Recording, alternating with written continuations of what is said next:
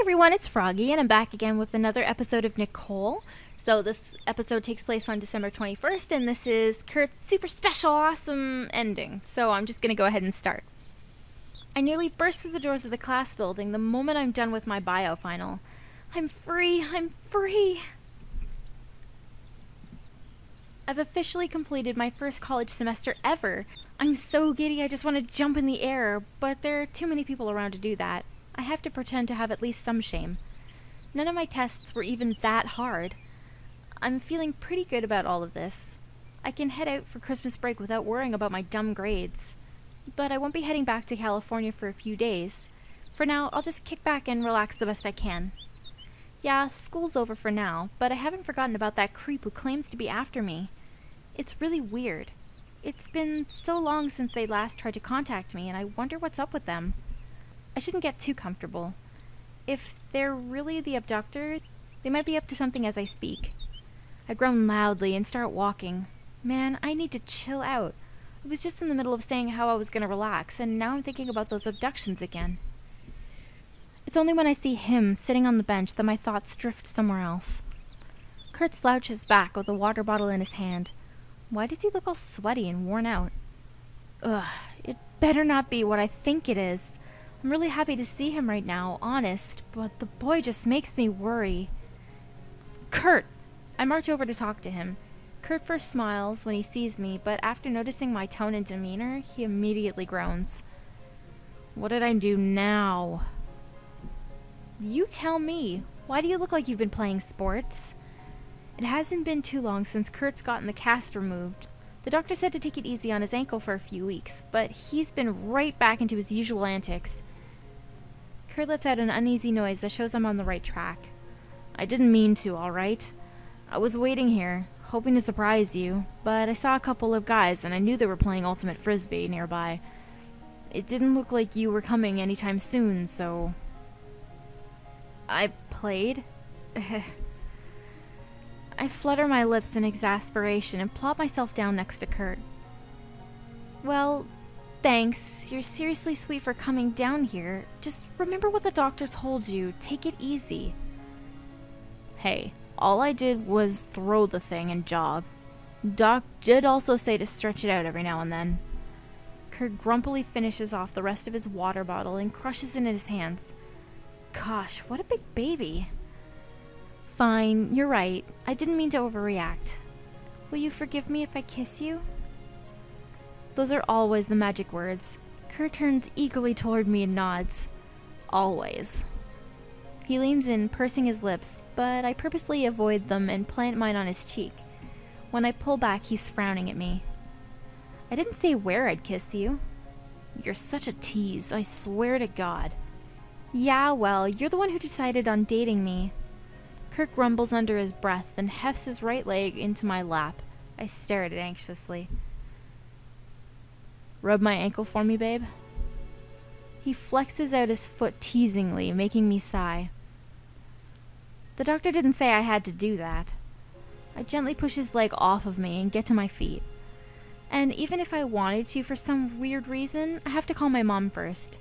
I promised I'd tell her how the test went right when I was done. Nerd. I sigh in exasperation. Yeah, well, you're the one who decided on dating you. I know. Kurt grins playfully at me, and as a consolation prize, I lean over and peck him on the lips. It distracts him long enough for me to shove my bag into his arms. Can you watch this for me while I make the call? I promise not to take long. I smile at him pleadingly, and it seems to work since he agrees without too much of a fuss. Count on it. Do your thing, girl. I don't want to bother Kurt with my conversation, so I make sure to do it where he can't overhear me. But when I try calling my mom, I get sent to her voicemail. I guess she's busy. I'll just leave a message. Hi, Mom. I'm just calling to tell you about the test. I think it went fine, so call me back later? My phone surprises me by suddenly buzzing against my face, and I hastily finish the message. Okay, bye. Love you. Was that a text from someone? No, it was another email, and it's from Roller again. Ugh, whenever I see a roller message, my stomach seizes in on itself like a cave-in. I always wonder if it's going to be another fake blog made by the abductor. And what do you know? It actually is this time, with the username Corning to Get You. At this point, I'm way too jaded to be scared, but that name is unsettling to read. The day has come. Fight or flight. Will you make the first strike on the abandoned battlefield, or shall I? The day has come. I take back everything I said about not being too scared. I nearly dropped my phone from how bad my hands are shaking. December was when Aaron was abducted last year. Are they going for the same schedule? I look down at the phone, rereading desperately. Will you make the first strike on the abandoned battlefield, or shall I? What do they mean, abandoned battlefield? Wait, do they mean that abandoned building? Is this a way to call me out? Are they so confident that they think that they can mess with me like this? I swallow the anger rising in my throat and do all I can to control myself from running off. I don't know what's going through their head right now, but they have made the biggest mistake of their life. I'm not gonna let them get the better of me anymore. Wait, I forgot. Kurt's still waiting for me back there. I kind of regret running into him now. As sweet as his sentiment was, I can't just leave him here now. Oh, I'm gonna have to, though. I can't get Kurt wrapped up in all of this, especially since his ankle just healed. I do my best to act naturally as I head back to Kurt. He's already off the bench and bending his legs back at the knees like he's getting ready for a run. Oh, hey, you're back. Before you say anything, I'm only stretching. Just so tired of sitting all the time. I'm trying to be as physical as I can. Kurt leans forward and waggles his eyebrows suggestively at me. Care to give me a hand with that? I scoff and roll my eyes. Jeez, you're terrible. And, I try to stall by picking up my bag that Kurt left on the bench. I don't know if this is even gonna work, but here goes nothing. Something came up, and I know this is super short notice, but I need to get going. Kurt's jaw drops in disappointment. What? Well, we just met up. I was looking forward to having you all to myself now that you're finally done studying. I know, but, this really can't wait. I really have to go. What is it for? Something for your mom? I'll tell you later. I promise, okay? Kurt scowls a little at my half-baked reply, and I do my best to keep from sweating. Please don't demand for specifics. Fine. If it's important to you, you should go. I get it. Just make it up to me later. I hold back a huge exhale and give him a grateful smile. I feel terrible for hiding stuff from Kurt like this, but it can't be helped. After kissing him goodbye, I hurry through campus and get out into town. Back to the abandoned building. I did think about bringing a weapon, but that might raise some weird questions if anyone saw me.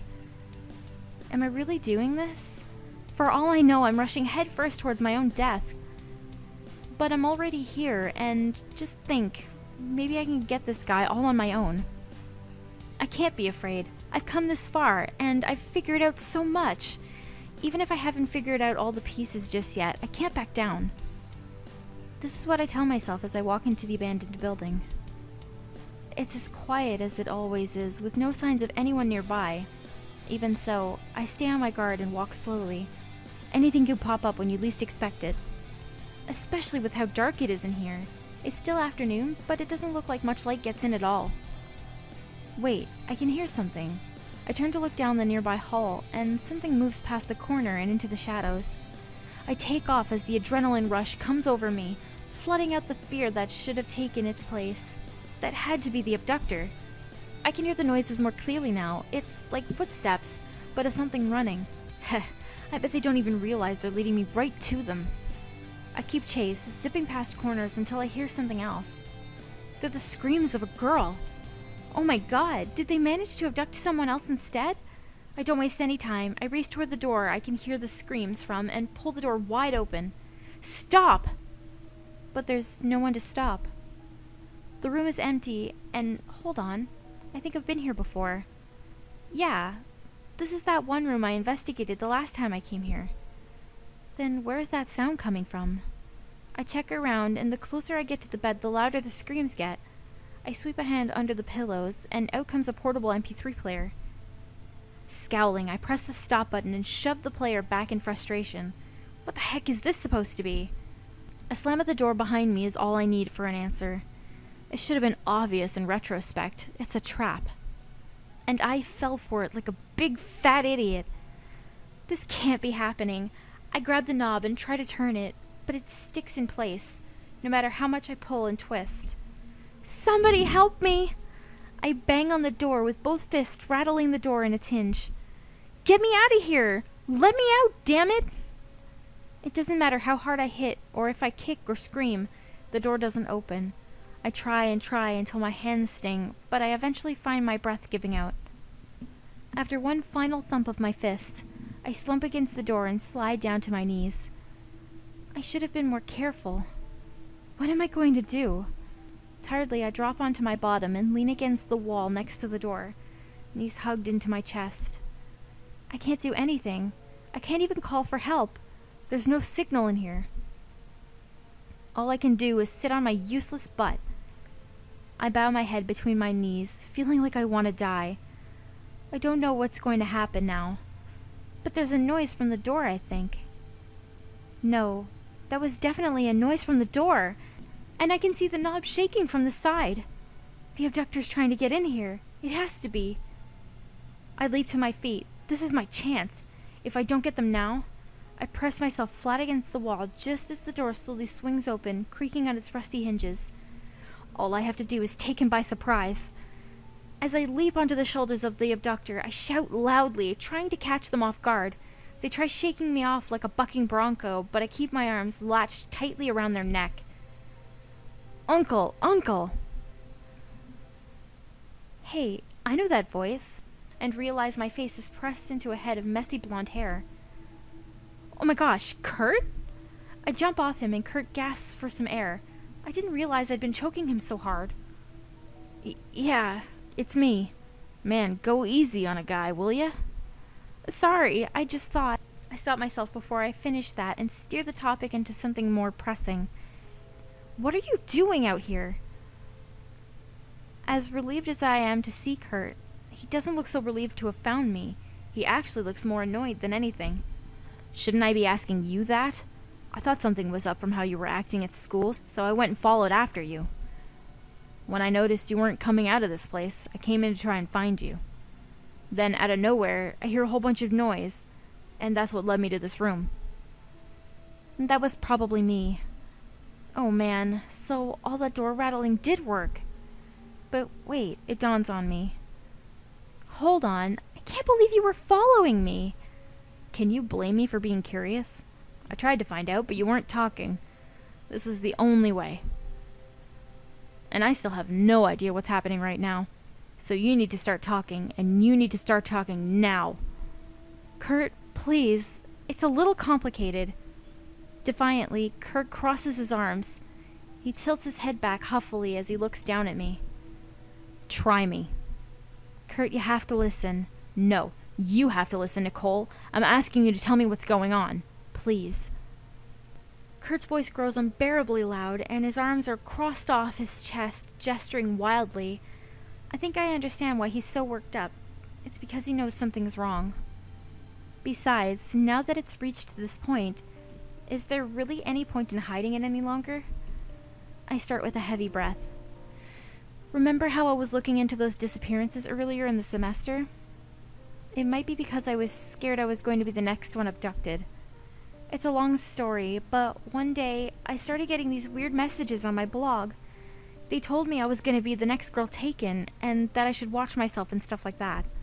So I started investigating on my own to fight back this abductor. I've nearly cracked their case, and I thought I was going to put the final nail in the coffin today. But I guess the only coffin I nailed was mine. Earlier, I got another message from the abductor. They told me that if I didn't want to be taken, I'd have to get to them first. I show Kurt the latest message that I got that afternoon. Here, this is it. I've gotten 4 more before this, but I erased them. The hell? Kurt pulls back from my phone with a look of incredulity on his face. And you've been getting these for how long now? Ever since the semester started. Well, ain't that great. Kurt throws his hands into the air and walks away from me, sounding completely outraged. Seeing the chairs next to the table, he grabs the back of one and tries to lift, only to find out that it's bolted to the ground. Still, he tries anyway, grunting angrily. Kurt, are you okay? I'm not okay. I'm angry, and I'm trying to pull this damn chair up so I can smash it, but ugh! Finally, he gives up and resorts to smacking the leg of it with his left foot repeatedly. Geez, his right foot has just recovered. What the heck? What is your problem right now? What is my problem? Kurt turns from the chair and jabs at my chest. My problem is you, Nicole.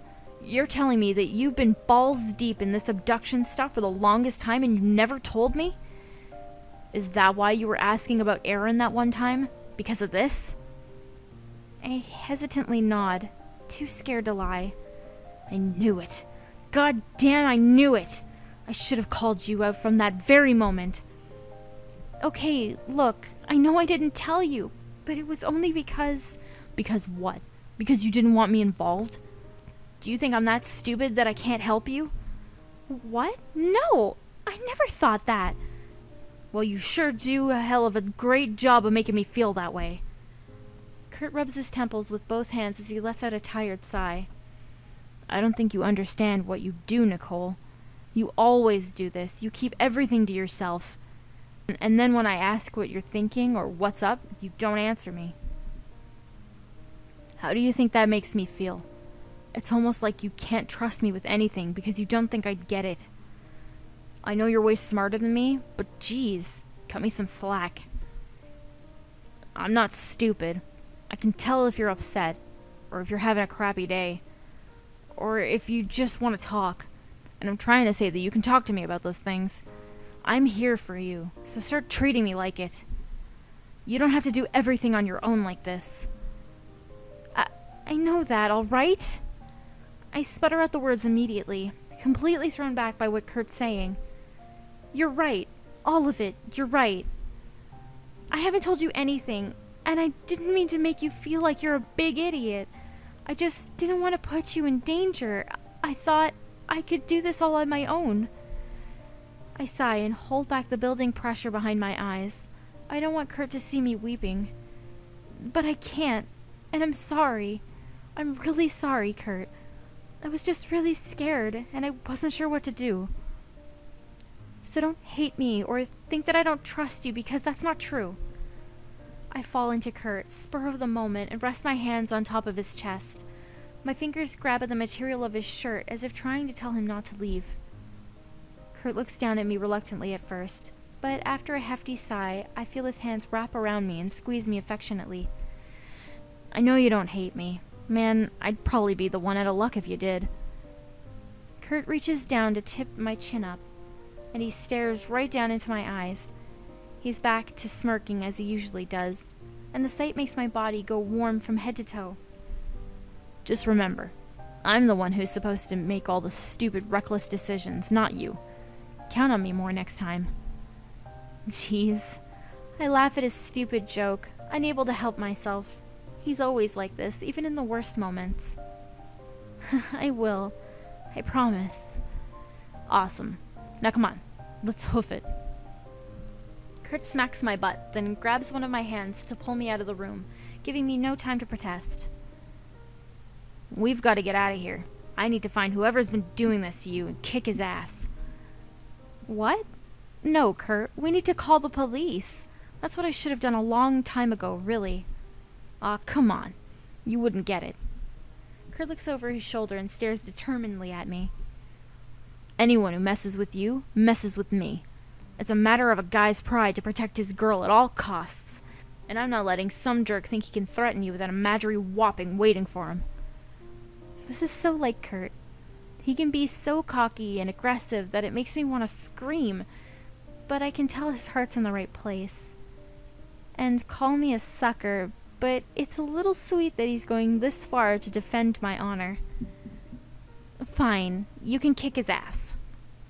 Hell yeah, I'll kick it twice over. I laugh, amused by his show of bravado. I'm cut short, though, by the sound of someone clapping. Kurt and I come out into a wide hall. The cracked windows on the side are still able to stream in light, and standing in the middle of all of the rubble and moss is... Jeff? Is that you? There's no mistaking it's Jeff, clapping his hands slowly. He stops the moment he sees we've recognized him, and wears a smile like he couldn't care less. Well, well, you actually escaped. I'm surprised. I was expecting you to break within the hour. Congratulations, Nicole. And for your reward, how about one last confrontation with yours truly, Jeff brings his hands up to his chest and slowly lowers them, as if setting himself on display. Meanwhile, Kurt slowly leans toward me and whispers out of the side of his mouth. You know this joker, Nicole? Call him a friend. At least, I think he's one. Right now, he's acting really weird. Weirder than usual, I mean. Jeff, there's no time for this. We have to get out of here before... Hold on. It dawns on me. How would Jeff know about this place on his own? Oh, is there a problem, Nicole? Or have you finally realized the fact that I'm behind the abductions? I stare in horror as Jeff begins to laugh, arms thrown out with his chest puffed up like a comic book villain. You can't be serious. Oh, deathly so. Forgive me, bad pun, but yes, I am. I can even prove it. The blog that called you here. The one that sent you your last threatening message. It was called Corning to Get You. I don't need to hear Jeff spell it out to believe him. It's just all making sense now. Believe me now? Yes, but... No buts. Our confrontation on the battlefield waits for no one. Well, so I say, however. Jeff glances at Kurt as though he's a pest that he's just noticed. I wasn't accounting on you bringing a +1. You know, you talk really friggin' weird, pal. Kurt cracks his knuckles right then left. But if you're saying what I think you're saying, then you're about to get the beatdown of your life. Just before Kurt can charge, I hold out an arm, blocking his way. Wait, Kurt, you can't yet. And why the hell not? There's still something I have to ask. I turn back to Jeff. And what I want to ask is why? I don't get it. Why would you take these girls like that? There is no complicated reasoning behind it. I only needed subjects for a personal project of mine, and those 3 were perfect candidates.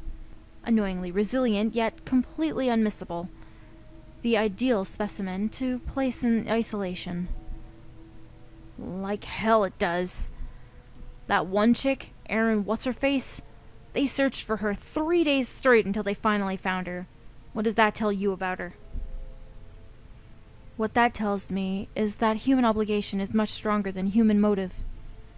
Jeff makes a gesture as though brushing dust away from him. Let's cut to the chase. Can you claim that anyone honestly enjoyed that young girl's presence? Didn't you say that everyone hated her? I turn to Kurt, but he's gone speechless, lips trembling furiously like he desperately wants to say something. He doesn't, though, because Jeff is completely right. I thought so. I don't consider abducting her any huge loss for mankind as a whole. In fact, some people might have been grateful to be relieved of her. Why do you think Erin Sverson was the first one to be taken? I knew when I first saw her that she would be a prime example of each of my future victims. A girl so tired of others that others eventually grow tired of her, add in a pinch of bad attitude, and the result is someone who is better off alone like she always wanted. Wouldn't you agree? Hell no. Who'd agree with that? Also, can you talk normally for 5 seconds, man? Damn. Kirk clicks his tongue irritably. I'm not about to defend Erin. What you said was right, man. She was a bitch. But she could run. She could seriously run. And you know why? Because she put in the work. Nobody gets it right the first try. She was awful at keeping friends. But if she put in as much work as she did with track, I bet she could have improved over time. So who are you to say that she deserved to be taken? You never know what people can do when they try. I'm sure if there was someone to bust her ass, she'd be a whole different person by now. Jeff grimaces like Kurt's words leave a bad taste in his mouth. He scowls, eyeing us with contempt, but hurriedly forces on another crooked smile. He seems more unhinged than before. I will agree that what you said has its merit, but it no longer matters. Everything is finished, and all that is left is to make my exit. Jeff takes out a small ball with a string coming out of the side. It's only when he shows off a lighter in his other hand that I realize that string is a fuse. Goodbye, Nicole. I tip my metaphorical hat to your victory. Before Kurt or I have a chance to act, Jeff lights the ball up and throws it at us, filling the room with a blue-colored smoke. Oh, what is this? Hey, get back here, you bastard! Kurt gets ready to dash forward, and I grab his collar before it's too late. No, Kurt, there's way too much smoke. You can't go. Ugh, then what do we do? I look back at the way we came. The smoke hasn't reached that far yet. Let's try to find another way to get him. Come on. I take Kurt's hand and reluctantly steer him back into the hall. Eventually, we reach a forked path. Oh man, right or left? Kurt looks both ways, then scratches his head. Don't look at me. Either way could lead to him. Guess that means it'd be better to split up. Kurt, we can't do that. But think about it. What if we both go the same way, and it only leads to a dead end? He'll get away. Kurt must notice my impressed face, because he taps his head with a smug grin. Told you I can help. Seriously, come on. Let's do that. I know you'll be able to take him if you face that dude on your own. Seriously? You do? Well, you're my girlfriend. I figure I'd date someone tough. Fine, I'll take the right. I poise myself in the other direction and get ready to take off. Watch yourself, Kurt. You should be worried about the other guy. Kurt winks at me before taking off, and I hurry and do the same thing. This winding maze of halls puts me more on edge now that I'm alone. However, Kurt believes in me, and I believe in him. Just keeping that in mind is enough to stop my nerves from exploding all over the place. It's long, decrepit pathway after long, decrepit pathway. But it all feels familiar somehow. That's when I think back to that one night I explored this place. It was all too dark, so I couldn't get a good look, but I think I walked this way to the back entrance. Sure enough, I see it coming up ahead. I quicken my pace, pumping out my fists until I'm bursting into the outside air. Man, I really need to run more. I have to slow down a few paces to try and gather my breath, but the moment I get my second wind, I'm off again to the front lot. I can hear noises, really angry-sounding noises, along with the sounds of a scuffle. Did Kurt find Jeff first? I finally reach the front and see that he has Jeff.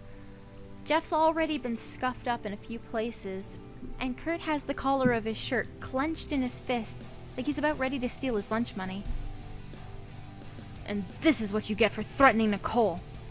Kurt throws a hefty swing Jeff's way, but Jeff ducks and breaks Kurt's grip with a swat of his arm. You'll have to do much better than that. I see him about to aim a kick for Kurt's right leg. Kurt, from your right! Kurt's eyes widen as he pulls back away from Jeff just in time. Jeff's kick narrowly flies past him. Nicole, ugh! Kurt staggers in place as his right leg almost gives out from under him. His ankle. Did Jeff get to his ankle somehow? A weakness, is it?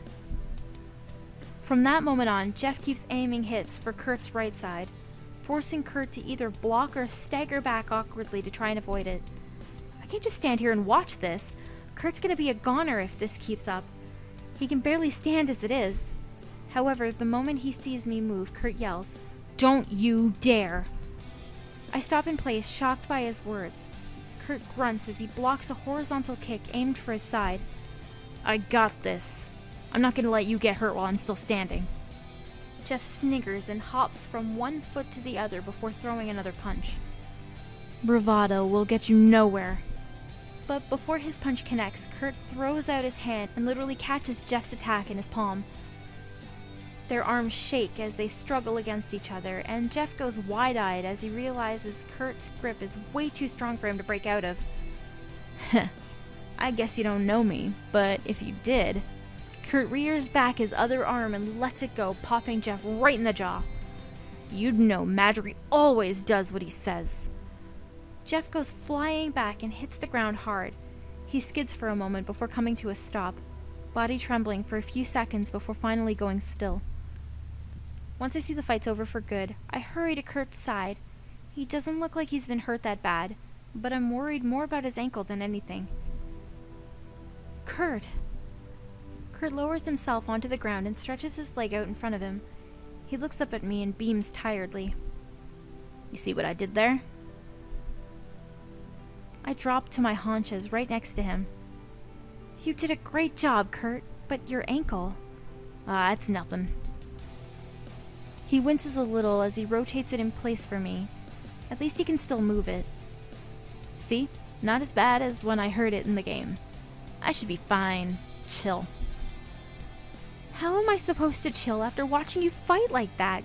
Gosh, you really didn't have to push yourself. Yeah, but... Kurt grins again and nudges his head over in Jeff's direction. Told you that you should be more worried for him than me. Once I make sure that Kurt is really okay and not just full of crap, I call the police and report the situation. It takes a bit of explaining, and the officer did seem kind of peeved that Kurt and I did this on our own, but he eventually tells us to hang tight and wait for officials to arrive. We kept watch over Jeff for about 20 minutes before we saw the first cop car pull into the abandoned building. Soon, there were even more cars, and the whole street was eventually blinking with red and blue. I think Ted's dad even arrived on scene, and when he saw us, he pulled us aside to ask questions of his own. Let's just say that Mr. Starr can be pretty serious when he wants to be. Thankfully, he recognized Kurt from all the fancy football things that he's accomplished. I bet it's because of Golden Boy that he went a little easy. Not that it was much better. Ted's dad was the one who eventually cuffed Jeff up and led him to the police car, once he was conscious. He wasn't the only one. Kurt and I had to go down to the station too. They told us that it was for our official statements only, but it still took so long. By the time it was over, the chaos had died down to a mild roar. It was pretty late at night. Still, I couldn't help but think of it as the beginning of the end.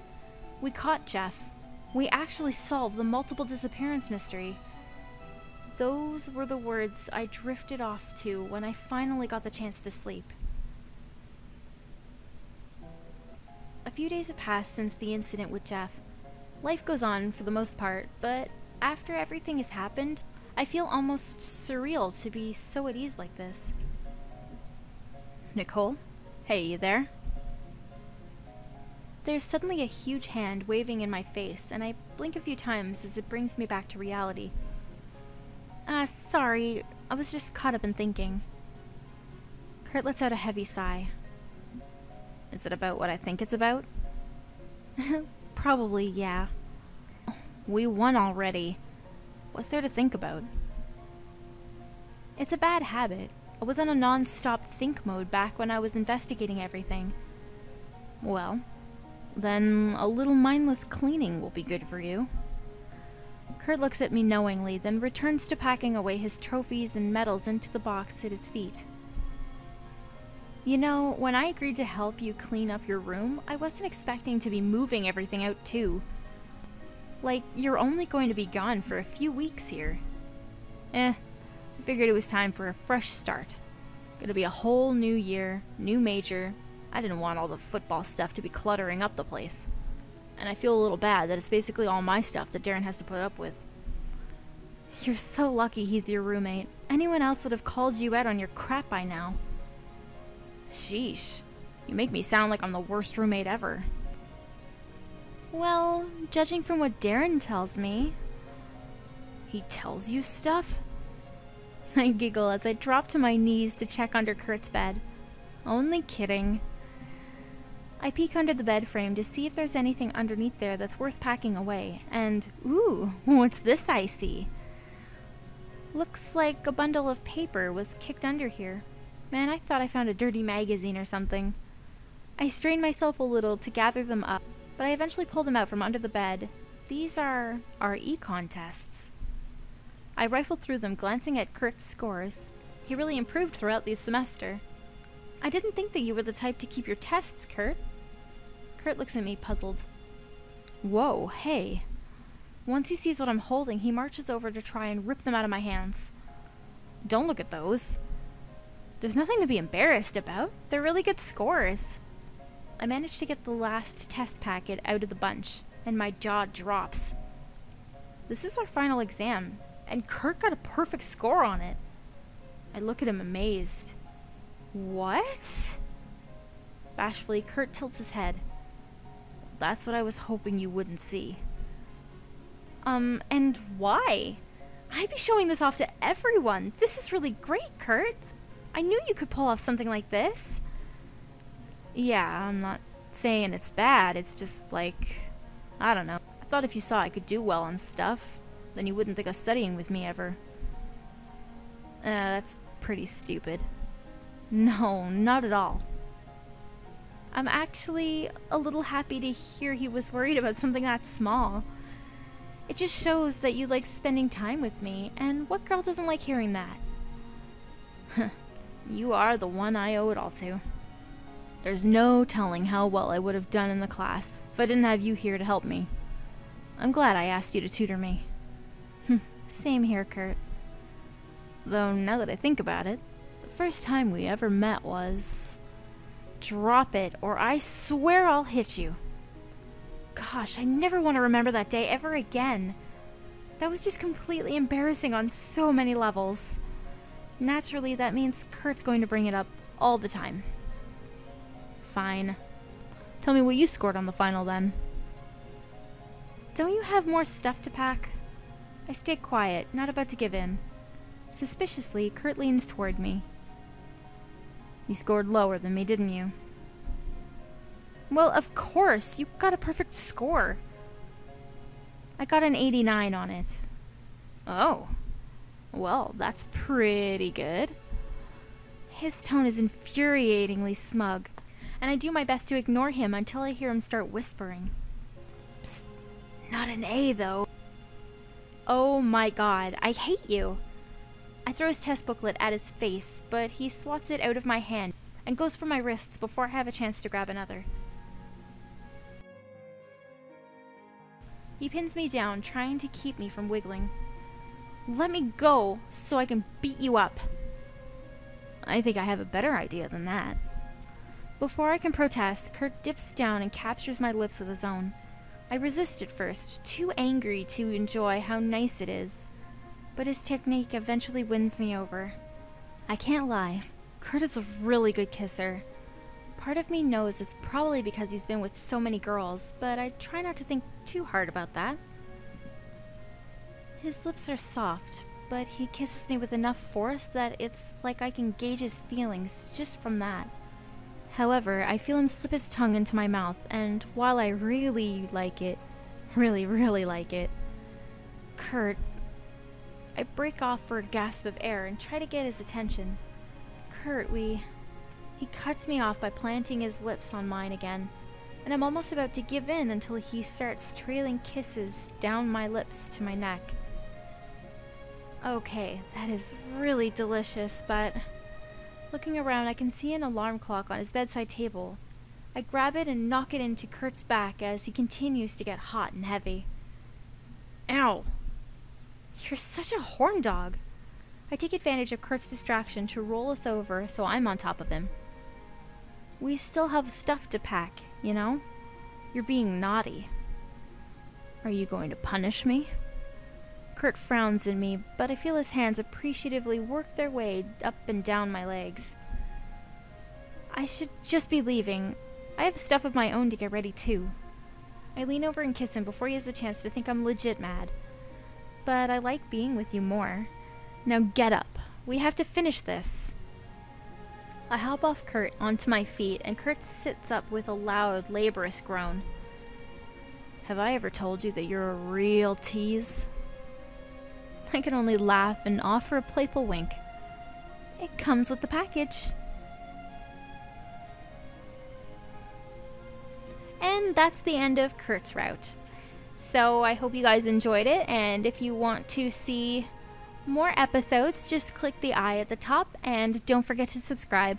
Thank you guys for watching.